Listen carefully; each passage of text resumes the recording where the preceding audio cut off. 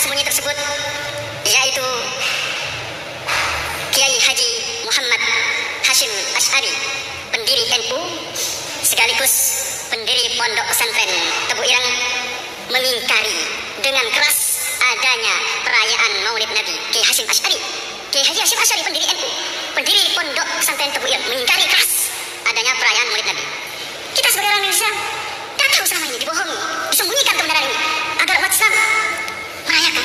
Jelas pernyataan Ustadz Wahabi tadi adalah dusta dan bohong. Dan sebelumnya juga ada Ustadz Wahabi yang berdusta atas nama Kiai Hashim Asy'ari yang katanya Kiai Hashim Asy'ari melarang tahlilan. Na'udzubillah, Wahabi memang sering berdusta.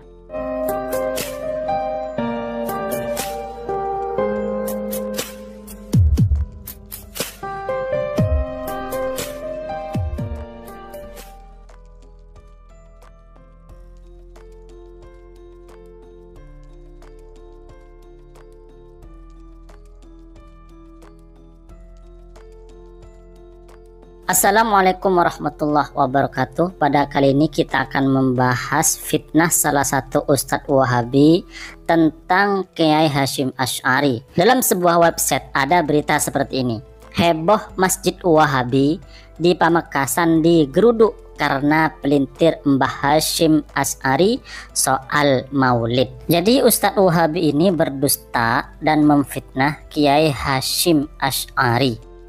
Ustadz Wahabi ini dari atas mimbar yang mulia, mimbar yang biasanya oleh Rasulullah dibuat untuk mengajari umat Islam, oleh Wahabi malah dijadikan tempat yang membuat umat Islam gaduh.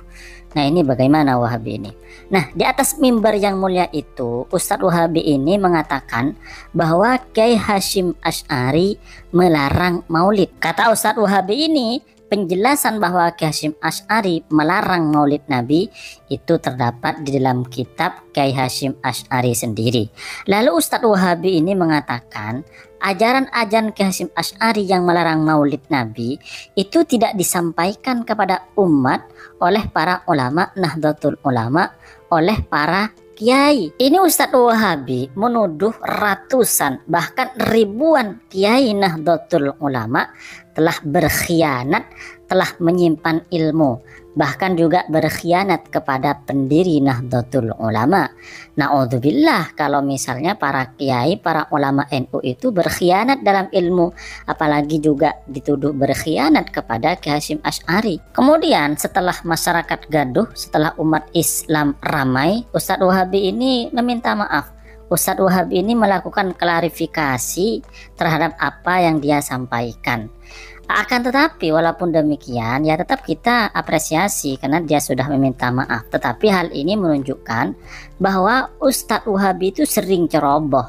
Ustadz Wahabi itu terlalu nafsu untuk menyalahkan, menyesatkan orang, menyesatkan Ahlus Sunnah wal Jamaah, sampai kadang-kadang mereka itu berdusta menggunakan kitab ulama Ahlus Sunnah wal Jamaah untuk menyerang amaliyah Ahlus Sunnah wal Jamaah.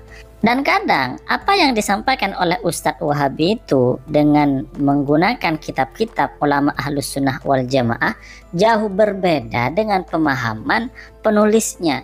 Entah itu karena disengaja atau mungkin karena mereka nggak paham maksudnya.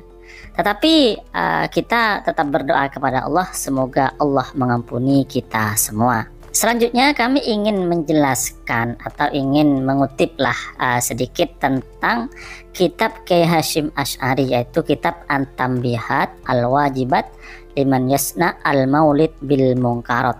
Kitab ini karya Kiai Hashim Asy'ari dan menjelaskan tentang Maulid Nabi. Dari judulnya saja sebenarnya kalau orang yang bisa bahasa Arab, bisa baca kitab sudah bisa paham apa isinya dan bagaimana isinya. Di sini sudah jelas judulnya, yaitu peringatan yang wajib untuk orang yang melakukan Maulid Nabi dengan sesuatu yang mungkar. Nah, di sini dari judulnya saja sudah bisa kita tebak apa isinya. Tetapi bagi Wahabi, kitab ini malah dijadikan sebagai serangan kepada Ahlus Sunnah wal Jamaah bahwa Kiai Hashim Asy'ari melarang maulidan. Nah, ini kan salah alamat, nggak paham maksudnya. Kemudian kita sedikit mengintip di dalam atau isi dari kitab Kiai Hasyim Asy'ari. At-Tanbihul Awal, peringatan yang pertama. Yukhadu min kalamil ulama al-ati, diambil dari pendapat ulama yang nanti akan disebutkan siapa ulamanya.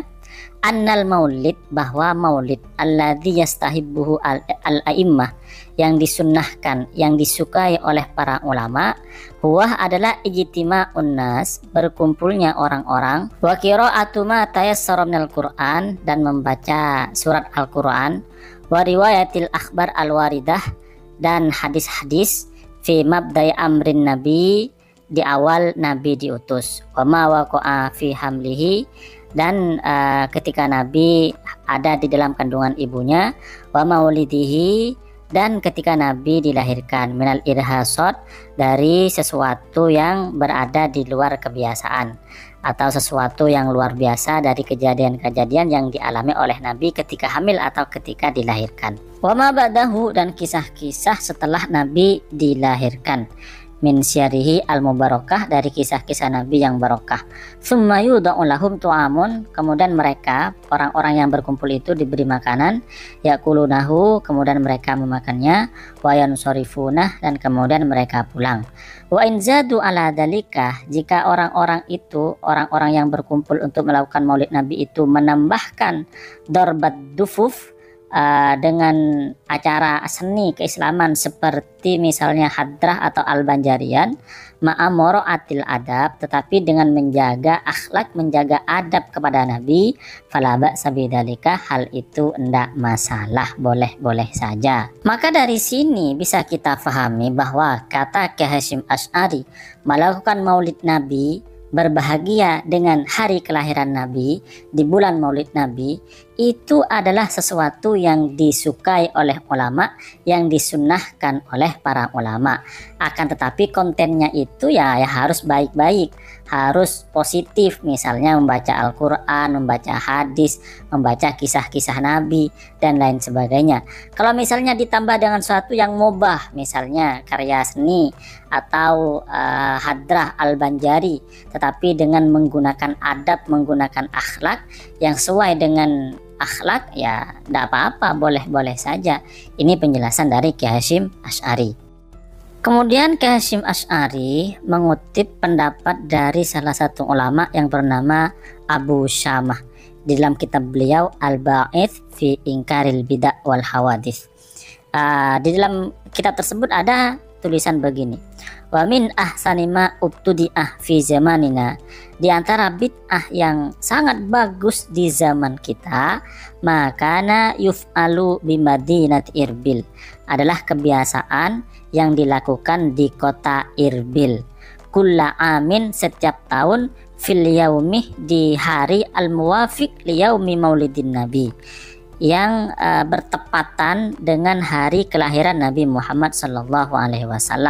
Apa kebiasaannya, tradisinya apa di kota Irbil itu? Adalah minas shadaqat, berupa sedekah, wal ma'ruf, sesuatu yang baik atau perbuatan yang baik, wadhariz zinah, dan menampakkan hiasan-hiasan, wasuru, dan kebahagiaan. Jadi di hari Maulid Nabi mereka menampakkan hiasan-hiasan, keindahan-keindahan, dan menampakkan kebahagiaan-kebahagiaan. Nah, ini termasuk bid'ah, tetapi bid'ah yang bagus, bid'ah yang baik, kata Al-Imam Abu Syamah yang dikutip oleh Kiai Hasyim Asy'ari.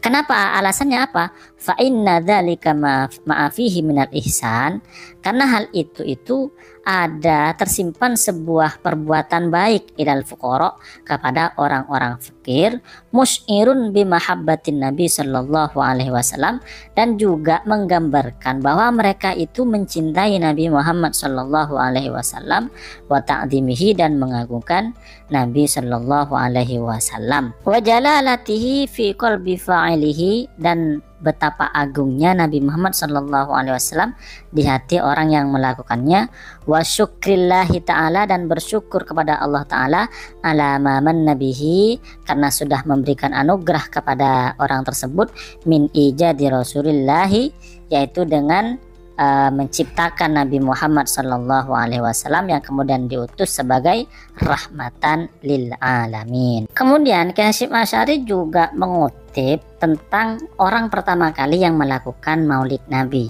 yaitu Syekh Umar bin Muhammad Al-Mulla, salah satu orang soleh yang terkenal dan juga diikuti. Kemudian pemerintah Irbil dan selainnya kota-kota yang lain juga mengikuti apa yang dilakukan oleh Syekh Umar bin Muhammad Al-Mulla ini.